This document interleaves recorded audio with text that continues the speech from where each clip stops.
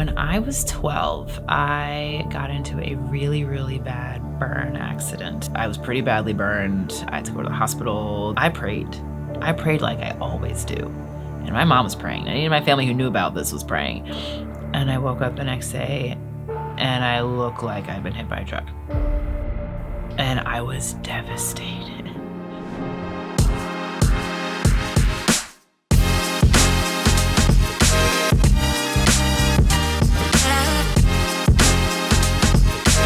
Welcome to the Pastor's Lounge. I'm Sheri, your unapologetically Christian therapist. Here we talk about all things mental health and wellness from a biblical perspective. When I was 12, I got into a really, really bad burn accident. My mom was making fried dumplings, which I still love. We're Jamaican, by the way, so that's a thing, and they're so good.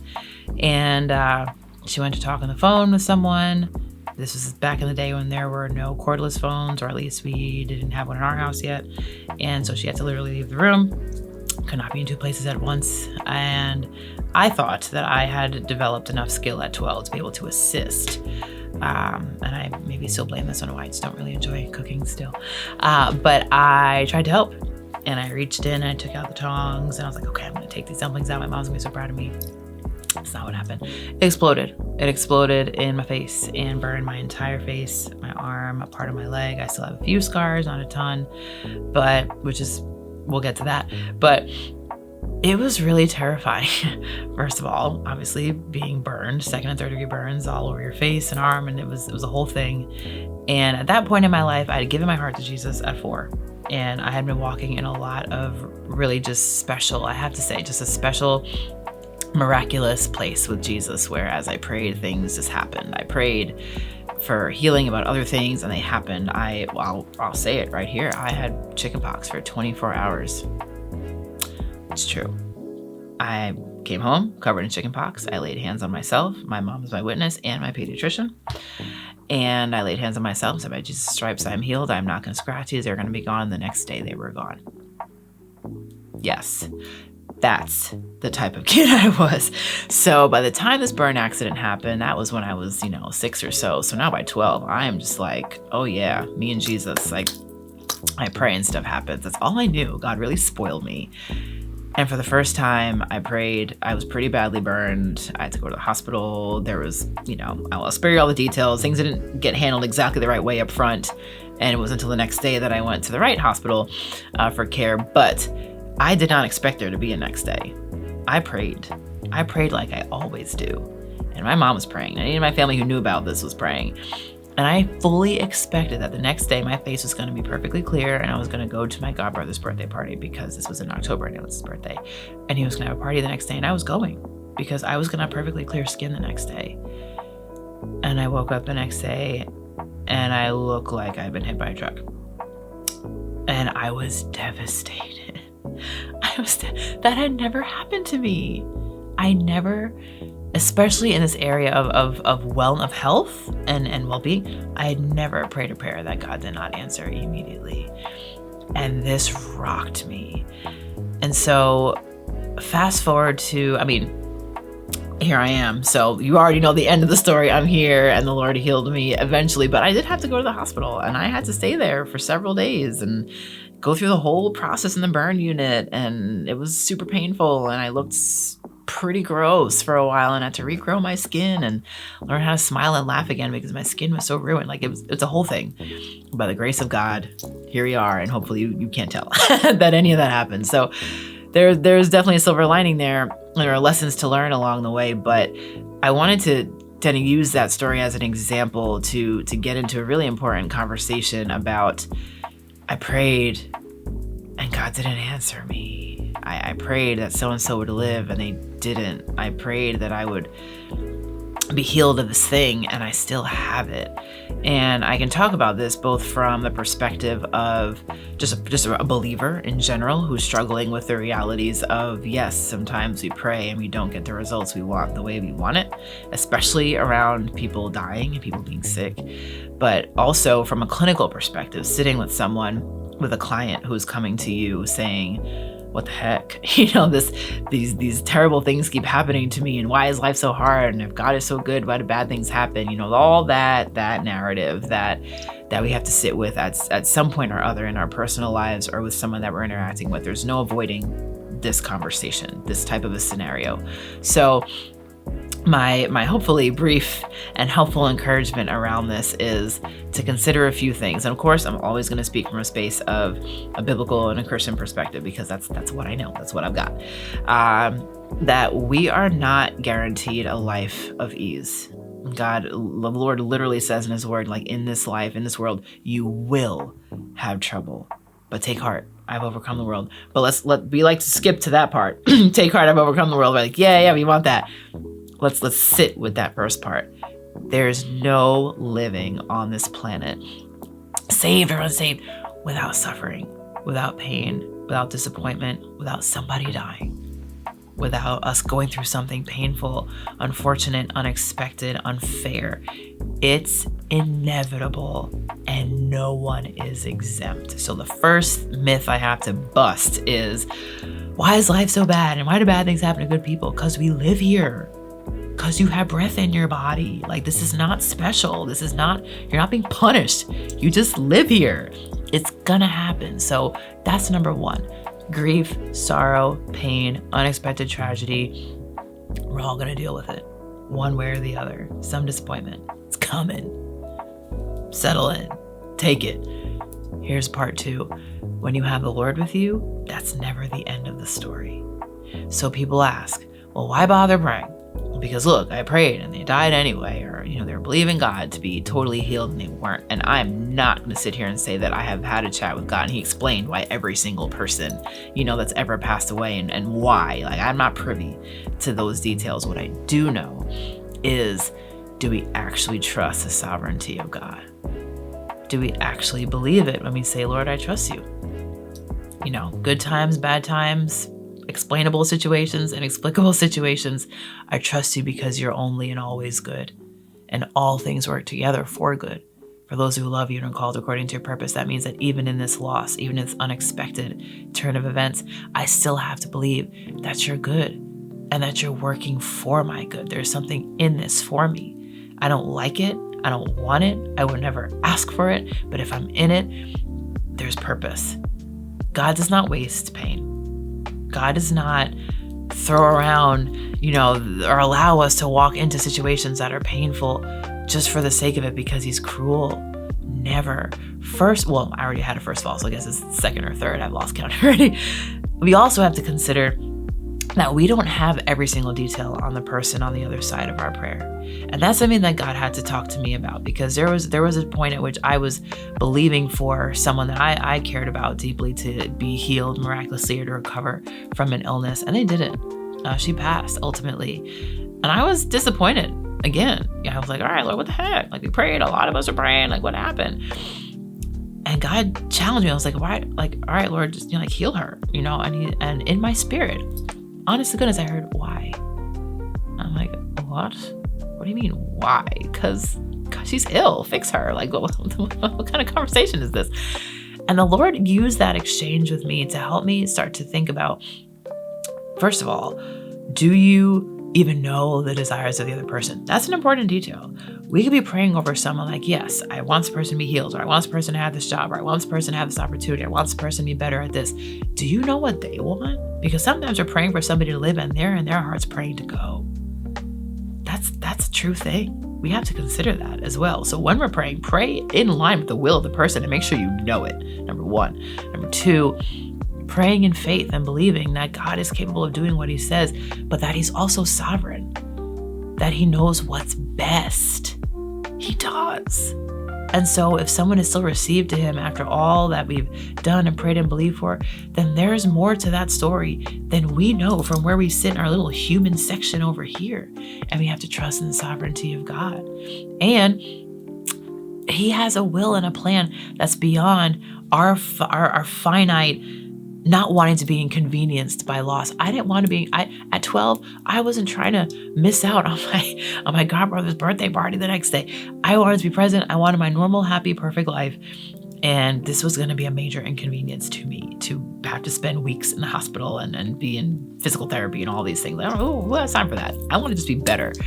But you know what God used that burn experience for? He did not allow me to wake up the next day with perfectly smooth skin. I woke up looking worse than I did the day before. But do you know what that whole experience collectively taught me? That self-esteem did not come from how I looked, because there was a long period of time where I did not recognize myself at all because I looked terrible. I learned that beauty is truly from within, like for real, because externally there was no beauty for a while. I learned to be patient. I learned to persevere in a way that I really hadn't had to before, because my miracles came overnight beforehand, and God was like, "Nah, we're gonna sit this one out. We're gonna wait on this one a little bit and gain more character, gain more muscle to your faith, because now we're ready to level up and take you to another level in trust with me that He still had my back and there was purpose in it. And I'm here. I'm sharing this with you guys. I was 12. I'm now not 12. And here I am, able to use this experience to encourage other people. I'll never forget. I had a client years ago who came to me for grief and depression and started talking about having this horrible burn experience as a kid. And then midway, she's like, I don't know anybody who's had to go to the hospital for burns and has scars like me. And it's just been so isolating and nobody really gets it. And you know what I did that session? I have a pretty decent scar left on my leg. And I got one here. Look, I'll show you. There's one right here. This is a 3rd-degree burn. Never grew hair back. Never fully healed. Right here. I showed it to her. And it was hot. It was summertime actually, so I happened to have shorts on, or a skirt, I think. And I showed her my leg, and I was like, I do. And she's like, oh, and she burst into tears. She's like, no, I have not been able to really talk to anyone about what it was like to be on the burn unit and like all this stuff, and people who really get what it's like to have to wear the skin you have, wear the, the special, clothing and all that stuff. And I was like, I remember. And it became such an incredible healing experience for her. Now, going back in time, at 12, would I have loved to hear, well, Sheri, in like 20 years, you're gonna have a client, you'll be grateful that you went through this. I probably wouldn't want to hear it. But now I'm not sorry. What it's done in my character, how I really understand what beauty really is when mine was not physical for a while. I've never appreciated laughing and smiling so much in my life, because during that period, it was so painful to do. Walking was painful. Talking was painful. I get to talk for a living now, right? And be in this space where I get to smile and laugh and engage with people. During that time frame, that wasn't so easy to do. So all that to be said, and again, I'm still here, right? I know I'm talking to people right now who are hearing this, like, well, Sheri, cool. Ultimately, you still have your life. My person is not here anymore, and that stinks. And you're right. And I'm so sorry. It does stink. No one wants to bury someone they love, and I've been to a lot of funerals in my time already, and it's awful and it hurts every time. And depending on how they leave the planet, it can hurt even more. But we have to. Do we really believe that God is a mender of the brokenhearted? That He has a divine purpose in every type of pain that He allows in our lives? That you're not being punished? That God's not mad at you, and why do all the bad things happen to me? Let's get out of the pity party area and start to turn it around. Say, Lord, if you sifted through these things that would come through my life, and you let these things come through to me, you allow me to be in this moment and walk through this pain. Show me the purpose in it so that this pain isn't wasted. Give me a purpose behind it. Otherwise, it is just cruel, isn't it? Right? But if there's a way to use it, when you get to the place where you can say, all right, God, I have questions for you, but I won't question you. And I borrow that from some wise people, some families that I've listened to their story and had a lot of different loss, ministers that have lost people. And that's one of the takeaways, to really be able to ask God questions without questioning Him. He knows best. Do we actually trust Him with the things that we go through? And can we pass that on to the clients that we sit with? First of all, not rushing them to come to some type of conclusion or closure, because everyone goes through their own pace of grief and sorrow. I do not believe in telling, especially a Christian to another Christian, suck it up, and we're not supposed to be sorry, we're not supposed to be sad. The Bible says we do not grieve as the world does. It doesn't say that we don't grieve. Yes, we do. We're allowed to mourn and wail for those that we love, that we have lost.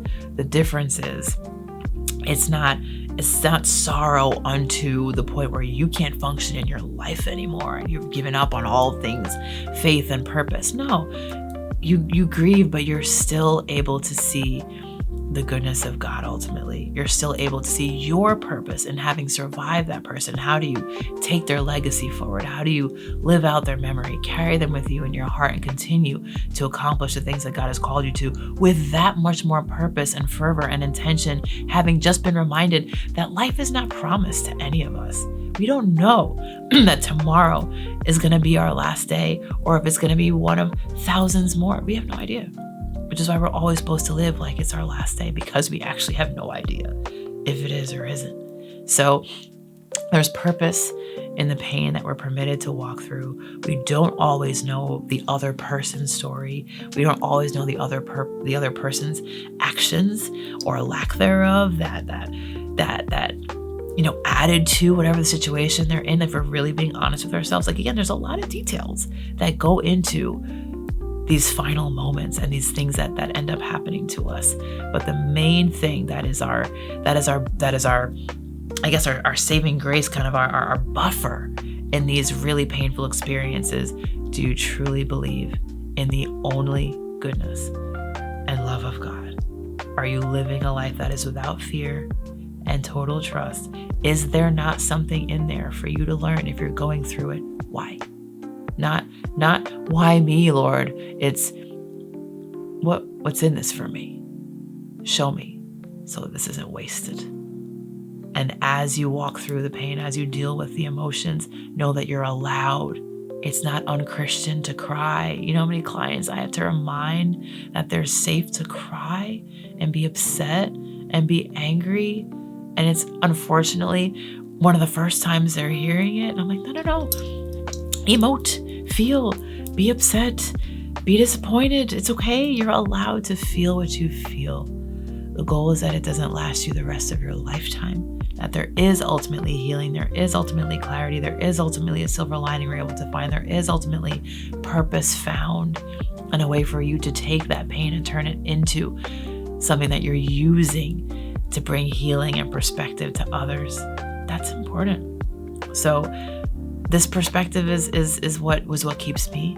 It's what I have to remind myself of when I reflect on the things that God's allowed me to walk through that were not pleasant. Now, years later, I can see the purpose in it. I can see what he was up to.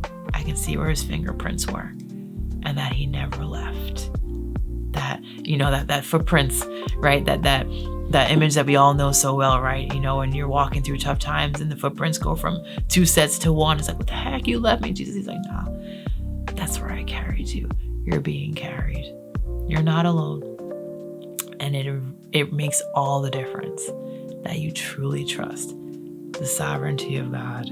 And that is what brings ultimate peace when we're going through something that's full of sorrow. First and foremost, if you watch this today and this is bringing you to tears and heavy emotions as you reflect on who this may be reminding you of, first of all, my heart is with you. My prayers are with you. May the God of peace and comfort sit with you now and give you every bit of his love and his presence in this moment. I thank you for being here, and I hope that if you found this to be encouraging, comforting, inspiring, that you please share, like, subscribe, send it along to somebody else who could use the encouragement, because that's what it's all about. And of course, until next time, I pray that you prosper and you are in good health, even and especially as your soul prospers.